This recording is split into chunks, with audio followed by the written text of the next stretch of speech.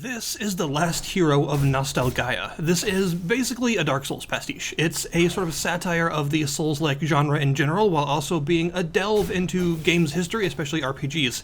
But before you turn off the video, I know that a lot of people see satire or like pastiches of things as oftentimes of lower quality than what they're satirizing, and there's this sort of perception that if you're making fun of something, you don't really understand it, and it's going to just not be as good because you're using humor to mask the fact that you're not actually as good as the thing you're satirizing. But in this case, I have to say that that is actually not true. This is quite a well-designed game in my opinion, and it doesn't do the like, I know I'm a video game, everyone laugh kind of thing. It's actually a little bit more deep than that, and rather than doing the kind of things that people complain about the genre for while just rolling their eyes and pretending it's ironic, this game actually takes the proper lessons from the whole genre and from Dark Souls specifically and actually executes them very well. It has similar strengths to those games, especially things like its world design, and is actually a high enough quality product to stand on its own rather than just relying on trying to be funny but kind of falling flat in the gameplay department like a lot of satirical things actually do.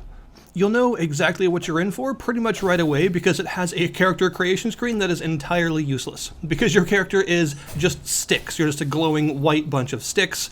So you have like hair choices and skin color and stuff like that, like is traditional in a character creator, but they do absolutely nothing. There's even a tattoo option, and none of the sliders actually change anything. It even has an intro movie that starts with the words, "Yes, indeed," like all of the Dark Souls ones do, so it is very clear what's actually happening right from the beginning, but once you get into the game itself, you'll realize that it's actually really competent. So gameplay-wise, the game will be quite familiar to you if you've played a Souls-like game before. It involves relatively slow, methodical combat that is just fast-paced enough to be challenging, but not super fast. This isn't like Bloodborne speed, this is more like Dark Souls 3 speed.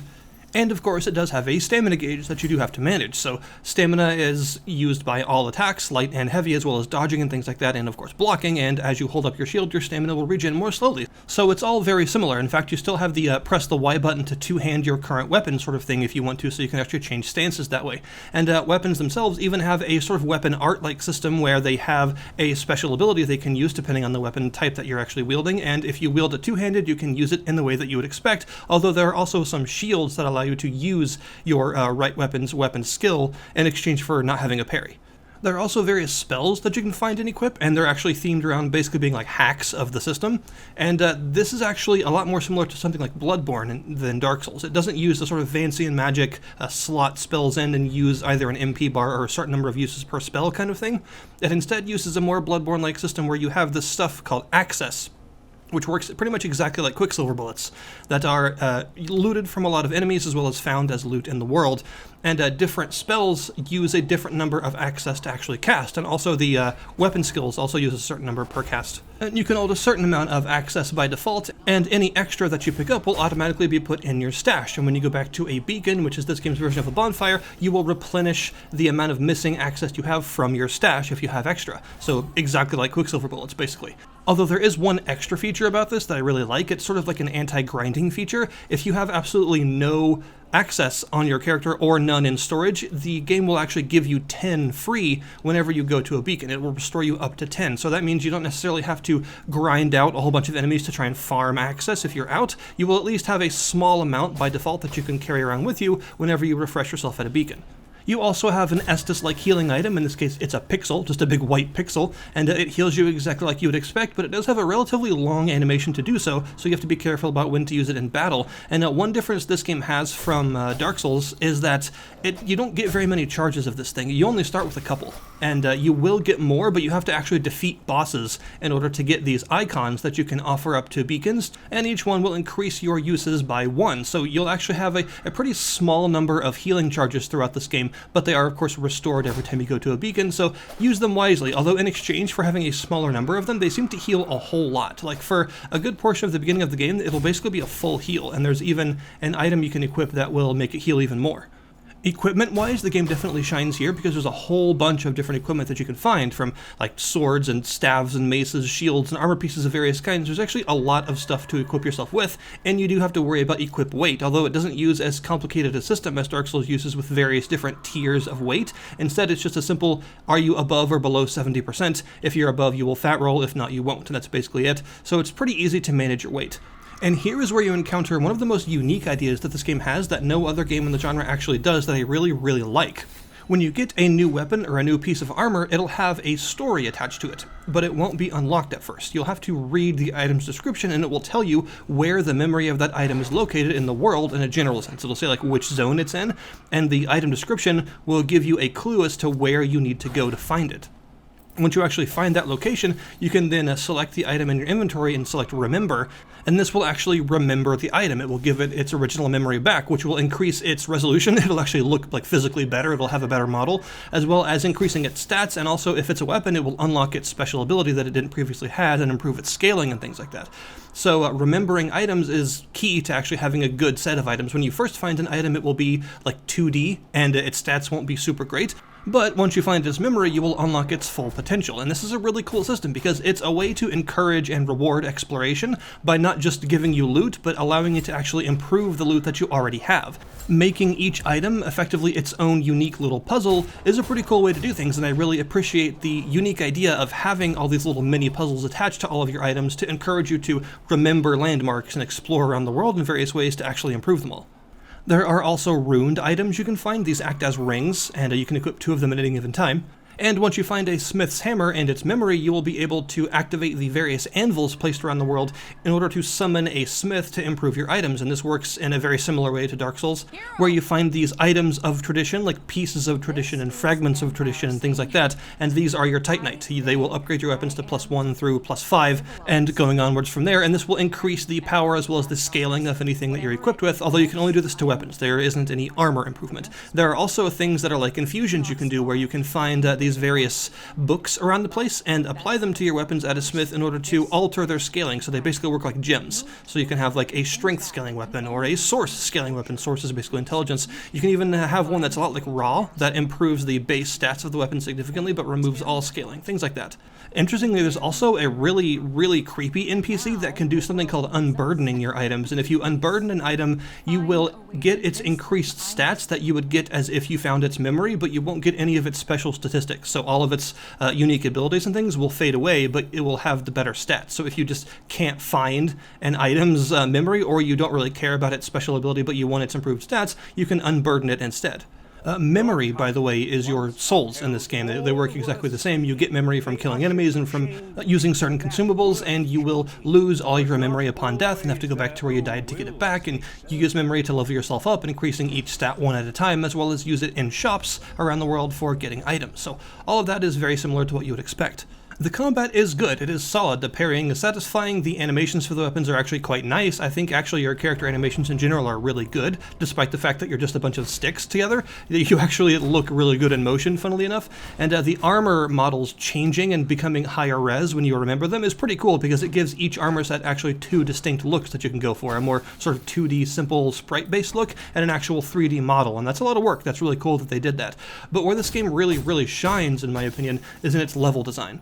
The way that the world design and the levels actually feel in this game reminds me really, really heavily of Dark Souls 1 before you get the Lord Vessel. It's basically the same kind of feeling where the whole world is this big, vast, interconnected thing, and you're always looking for shortcuts and new lifts and unlocked doors and things that allow you to reconnect all the various areas to get around the world easier. It's not about fast travel, because you actually don't have a traditional fast travel system.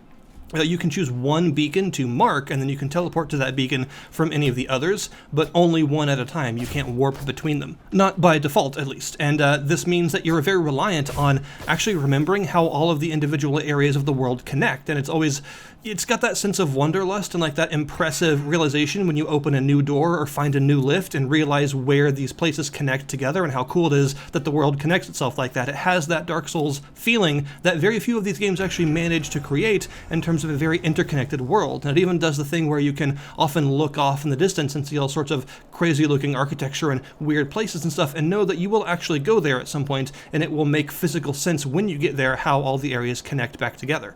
And I really like the world design in this game. All of the individual areas feel unique, they don't feel repetitive, they're all very different from each other in terms of theme and the various enemies that are actually there, as well as each one having sort of its own mechanical eccentricities, like the mines where you have to worry about certain enemies causing all the other enemies in the zone to aggro on you from far away, so you have to actually take them out first, or The vault, where you can release enemies that will actually fight the warden enemies that are wandering around the prison area, and you can actually cause infighting there. Or the forest, which is just a really cool area in general that has this deadly dark mist everywhere that will kill you really fast if you walk into it, but you can find these special enemies that will drop tokens, and you can take tokens to these towers to light up these crystal lamps that will illuminate the fog and allow you to actually pass. So this means that every area has its own unique feel, its own distinct themes, and it keeps the game from getting repetitive because the world is actually really well designed.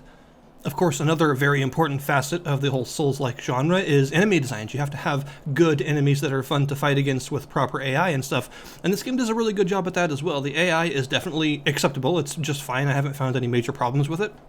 But the enemies themselves are really fun to fight because they're highly varied. There are a lot of enemy types in this game. Some of them are even 2D, some of them are 3D, some of them can disguise themselves as like cardboard animal cutouts. Some of them start as 2D but can actually do a grab attack that siphons memory from you and then turns them 3D, and they get an entirely new moveset. So it has that same Dark Souls feeling of wandering into a new area and both being excited to take in the new sights and be in somewhere new, while also being terrified of what new enemies you're going to find here and how creatively they're going to kill you. The boss designs are also really good. Visually, they look great, and their music is excellent. They have really nice animations, some really memorable stuff, actually, like the Nom boss fight, which he's this big dude that looks like Smo from Dark Souls, but he dances constantly throughout the boss fight. He just dances at you, and he's actually relatively challenging, but I will admit, for the most part, I found the boss fights in this game to be very easy. This game is not an easy game per se, but I think the boss fights are actually relatively simple. They have a good amount of mechanics. They're not bad boss fights by any means. They're just not super challenging. You know, most of them I've been able to beat my first try through, except for the aforementioned Nom, who actually got me once because his second phase is unexpected, we'll say. But still, despite them not being super difficult, I really appreciate the boss designs, and I love the music for them, and they're actually fun to fight, which is the most important thing. You'll also find while exploring the world that there's a good amount of the world that's connected to these back rooms areas that are actually the sort of hallways that the NPCs use when they're not fighting you, because in this game the NPCs are like sentient creatures that are dressing up and pretending to be enemies, and the whole idea of this world is like it's a theme park for heroes, kind of, like trapped in this cycle of death and rebirth trying to spawn the perfect hero. So you'll find all these like medieval looking areas, and then you'll find these modern looking back rooms with like secret doors hidden behind bushes and stuff that have like loudspeakers in them and signs telling you how to be a good NPC and things like that. It's actually really creative, and they have that kind of creepy abandoned backroom feel that I would want from a place like that. And there are even entire secret areas behind there, like the NPC city, which is where all the NPCs go to live when they're not bothering you. There is also a story, and there are other characters besides yourself, and it's actually surprisingly well done. I expected for a satirical game that the story would also be kind of a satire and not that serious and kind of throwaway, but that's actually not true. The story is quite good. The NPCs are pretty well written, and the voice acting, especially the narrator and his friend, the first NPC you'll meet at the sort of Firelink Shrine XP, is a really good character, and their voice acting is really solid. And you'll also find other NPCs along the way that you can help out with their quests by giving them items or finding things for them or fighting bosses with them and things like that. Pretty much what you would expect from a kind of Souls-like NPC system, where they have their own sort of esoteric storylines that you can follow, some of which are kind of hard to figure out, but they are there. Overall, this seems like a really solid entry into the Souls-like genre. If you've never really played other Souls-likes, but you do like Dark Souls, you're just afraid of the other games not being as good, I would say definitely give this a try, because it is actually a really good effort, and it doesn't rely on its humor to excuse bad game design. It's got a surprisingly involved story with some interesting beats with the whole NPCs are sentient beings thing. It's also got a really fun to explore world that is highly varied and very interesting to navigate, and some really cool ideas of its own, including things like the individual item memory system, allowing you to explore around the world and improve your items that way. So yeah, I think if you're a fan of like action RPGs in general, then you would do yourself a favor to actually check this out, because it's quite fairly priced for the pretty large amount of content on offer. It's a really well-made game that was clearly made with love by people that like this genre and understand the video game history involved and how it came to be, and can actually parody it in sort of a loving way rather than in a bitter, annoying way that's actually really enjoyable to play through.